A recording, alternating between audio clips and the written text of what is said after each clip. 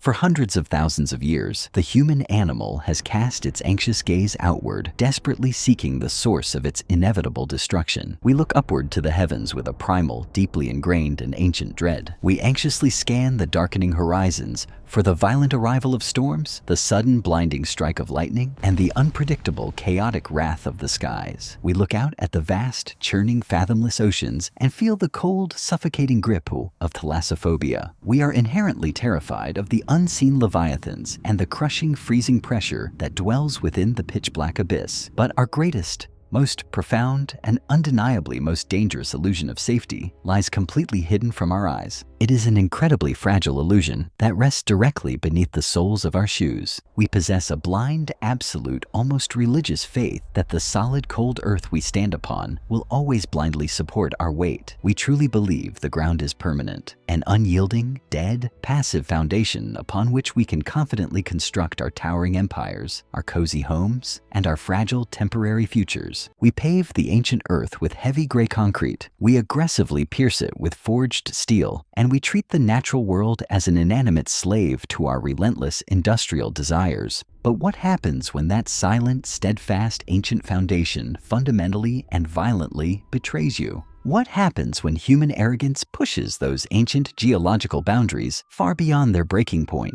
Nature is not a subservient beast waiting to be domesticated. It is an ancient, impartial, and utterly unforgiving entity. It does not negotiate, it does not compromise, and it certainly does not issue polite verbal warnings before it strikes. It simply applies its own terrifying, unbreakable laws of physics, utilizing an incomprehensible, catastrophic force to erase our hubris from the face of the map in a matter of mere seconds. This is not a work of apocalyptic fiction. This is the documented, horrifying, and deeply infuriating chronicle of a technological marvel that became a weapon of mass annihilation. This is the tragic, terrifying story of the Vajont Dam.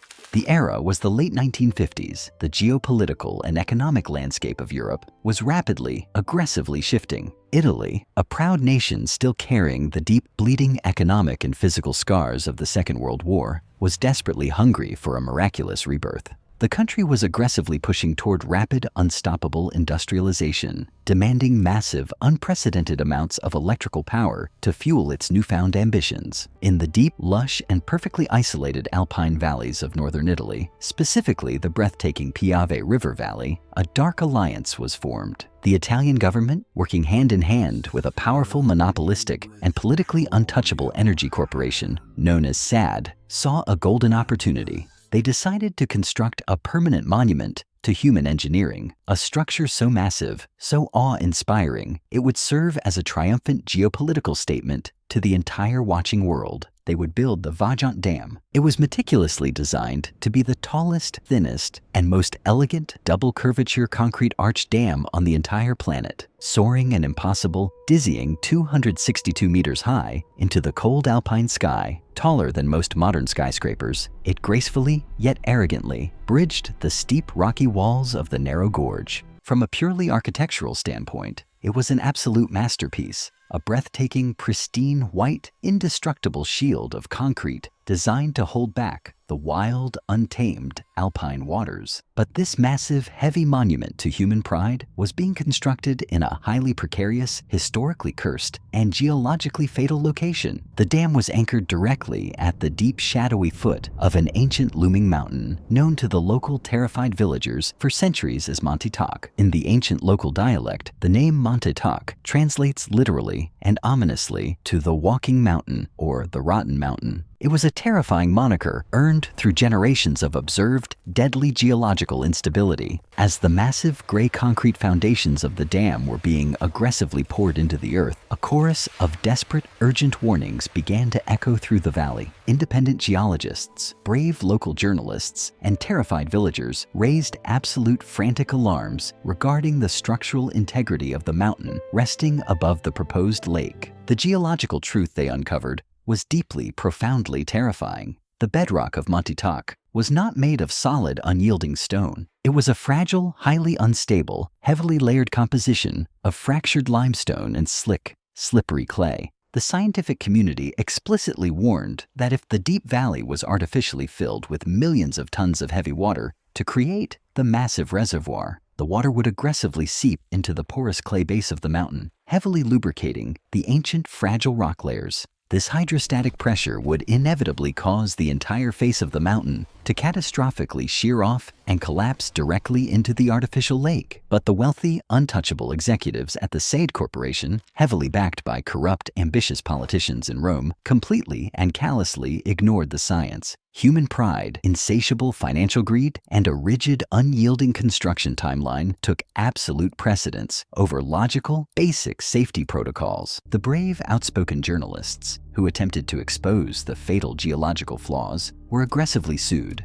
legally silenced, and publicly smeared. They were branded as enemies of the state, accused of being communist agents attempting to maliciously halt Italy's national progress. The lead engineers of the project, completely blinded by the flawless math of their own concrete blueprints, decided to play a terrifying game of geological roulette. They arrogantly concluded that even if minor, predictable landslides occurred, the massive, perfectly curved concrete dam was strong enough to withstand the displacement. They actually believed with sickening hubris that they could artificially control the rate of the mountain's collapse by slowly, precisely raising and lowering the water levels of the massive reservoir. They were attempting to micromanage the ancient tectonic forces of a mountain. By the gloomy, overcast month of October 1963, the situation in the valley had escalated into an uncontrollable, terrifying, waking nightmare. The ancient mountain was actively, audibly, and visibly dying. Deep, dark, jagged fissures were violently ripping across the dirt roads on the mountainside, swallowing the earth. The trees in the dense, dark alpine forests were audibly snapping, groaning loudly in the night, and leaning at unnatural, impossible angles as the soil shifted beneath their roots. The earth itself was sliding downward toward the water at a terrifying, accelerating rate of nearly 1 meter per day. The local wildlife, possessing a primal instinctual intuition that humans had entirely lost, completely abandoned the valley, fleeing in mass panics into the higher, safer peaks. Pure, unadulterated panic finally seized the arrogant SADE engineers. They realized their mathematical models had failed. They desperately attempted to drain the massive reservoir, cranking open the release valves to rapidly lower the water level. But the catastrophic, irreversible chain reaction deep within the bedrock had already been triggered. It was far, far too late to stop the Leviathan. October 9th, 1963, the exact time was 10:39 p.m. In the quiet, peaceful, historic valley directly below the massive concrete dam lay the bustling, happy town of Longarone. It was a crisp, deceptively calm, beautiful autumn night. Thousands of innocent, hardworking people were fast asleep in their warm, comfortable beds. Others were sitting joyfully in the local, dimly lit taverns, sipping wine and watching a highly anticipated football match on the glowing, flickering television screens. And in that quiet, unassuming, tragically mundane moment, nature finally presented the ultimate devastating invoice for human arrogance. High above in the pitch-black dark, the fragile, waterlogged clay foundation of Monte Toc violently, completely, and finally shattered. A colossal, unimaginable mass of solid rock, dirt, and dense forest, measuring a mind-numbing 260 million cubic meters, violently detached from the face of the mountain. To accurately put that apocalyptic scale into perspective, the piece of rock that fell was physically larger than the entire volume of the dam's reservoir itself. The entire side of the mountain accelerated into a terrifying, unstoppable freefall, sliding downward at a staggering, blinding speed of 110 kilometers per hour. It was one of the largest, most violent, and most destructive man-made landslides in the entire recorded history of the human race. The colossal, crushing weight of the mountain slammed aggressively, directly, and flawlessly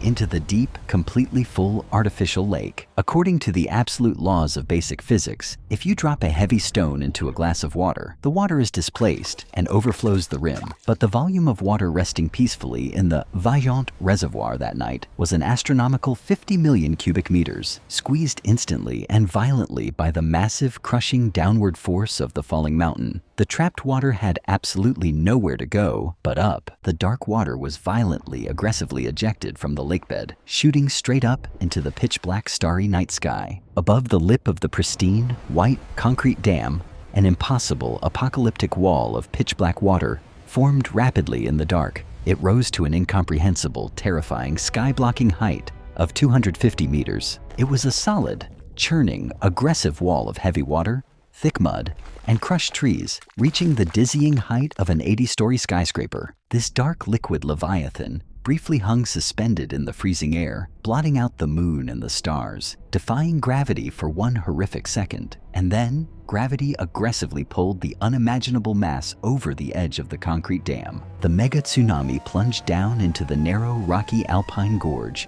accelerating to a horrifying, unstoppable speed of hundreds of kilometers per hour. But the most terrifying, deadly aspect of the Vajont disaster was not the water itself. It was the air. As the colossal mass of heavy water violently forced its way down the narrow enclosed rocky canyon, it aggressively compressed the air in front of it. It created a massive, invisible supersonic atmospheric shockwave that raced out ahead of the falling tsunami. This violent, screaming wind carried the devastating, explosive, concussive force of 2 atomic bombs. Down in the peaceful, sleeping town of Longarone, the residents never even saw the black water coming in the dark. Before a single drop of liquid touched the town, the supersonic shockwave hit them with unimaginable, apocalyptic, invisible fury. The wind violently, instantly vaporized the heavy stone buildings, ripping heavy roofs off houses and completely obliterating the ancient historic churches. People walking in the quiet streets were aggressively, violently thrown into the air like weightless, discarded rag dolls. Their clothes were ripped completely from their fragile bodies by the sheer, tearing pressure of the supersonic wind. The town was physically, structurally, and fundamentally annihilated by the invisible air, stripped down to its foundations. And then, mere seconds later, the 250-meter-high wall of churning pitch-black water, mud, and massive boulders crashed heavily down upon the fresh ruins. The destruction was absolute, total, and terrifyingly, mercilessly swift. The entire town of Longarone, along with several smaller historic neighboring villages, was completely, surgically scrubbed from the map in exactly 4 minutes. Houses, roads, bridges, cars, and entire human histories were aggressively swallowed, crushed, and pulverized beneath millions of tons of heavy, violent, freezing mud. Over 2,000 innocent human beings perished in the dark, swallowed by the freezing, chaotic void of the mudslide before they could even comprehend the disaster. It was an apocalyptic erasure, a thriving, breathing community erased in the blink of an eye, silenced forever beneath the dirt. When the sun finally rose on the cold morning of October 10th, the rescue teams and military helicopters arrived to a scene that utterly defied human language. The vibrant, beautiful, historic town of Longarone simply no longer existed. In its place was a flat, silent, deeply unsettling, gray and muddy desert. Stretching as far as the eye could see, there were no recognizable ruins to search. There were no walls standing to shelter injured survivors. The valley floor had been violently scraped perfectly flat, right down to the ancient bedrock. It looked exactly like the desolate, dead gray surface of the moon. Exhausted, weeping rescue workers wandered blindly through the thick, deep mud, finding nothing but scattered, silent debris and absolute, suffocating tragedy. But as the desperate, heartbroken rescue teams looked up toward the top of the narrow gorge, they witnessed the most horrifying, bitterly ironic sight of the entire disaster. Standing completely alone in the morning light, bridging the gap between the shattered, bleeding mountains, the massive white concrete wall of the Vajont Dam was still standing. Despite taking a direct, unprecedented, unimaginable hit from a 250-meter mega-tsunami, and despite the catastrophic collapse of the mountain beside it, the engineering marvel had miraculously, stubbornly, arrogantly survived. The structure had not broken. It had not collapsed. The pristine concrete held perfectly against the apocalypse. It was a pristine, undamaged masterpiece of human architecture, mocking the dead valley below. The dam had successfully survived the end of the world, but because of its very existence, humanity had been entirely annihilated. It was the ultimate, sickening, heartbreaking paradox of human ambition and blind engineering. The arrogant engineers had designed a flawless, indestructible wall, but they had fundamentally failed to respect the ancient, living earth that held it. In the highly publicized subsequent trials, the corrupt SADE executives and government officials desperately attempted to escape justice. They cowardly attempted to blame the entirely predictable disaster on an unpredictable act of God. They absolutely refused to admit that their own insatiable greed, their blinding arrogance, and their deliberate, malicious suppression of geological science were the true murderers. But the muddy, silent dead valley below stood as the undeniable, tragic physical evidence of their colossal crime. Today, the Vajont Dam still stands tall in the deep, quiet Italian Alps. It is a massive, highly visible, deeply haunting structure, completely abandoned and utterly, entirely useless. Behind its elegant, curved white concrete wall, there is no beautiful, sparkling blue lake reflecting the sky. There is only a colossal, dark, terrifying mountain of crushed rock, dry earth, and dead trees. The decayed, tragic corpse of Monte Toc. The dam remains as a stark, imposing, silent monument to the fatal, bloody limits of human control over the natural world. It is a colossal 262-meter-high concrete tombstone, reminding us that we absolutely cannot negotiate with the laws of geology. We cannot simply build our way out of nature's wrath with forged steel and poured cement. When we treat the ancient earth as an enemy to be conquered, rather than a formidable force to be deeply respected, the earth will always, eventually, win the war. The tragedy of Vajont is a permanent, physical reminder etched forever into the bleeding mountainside. You are watching past Resurrected. Until the next stage, remember, water always inevitably finds its way, and the mountains never, ever forgive. History is not dead. It only waits, silently buried under the heavy mud, waiting to be remembered.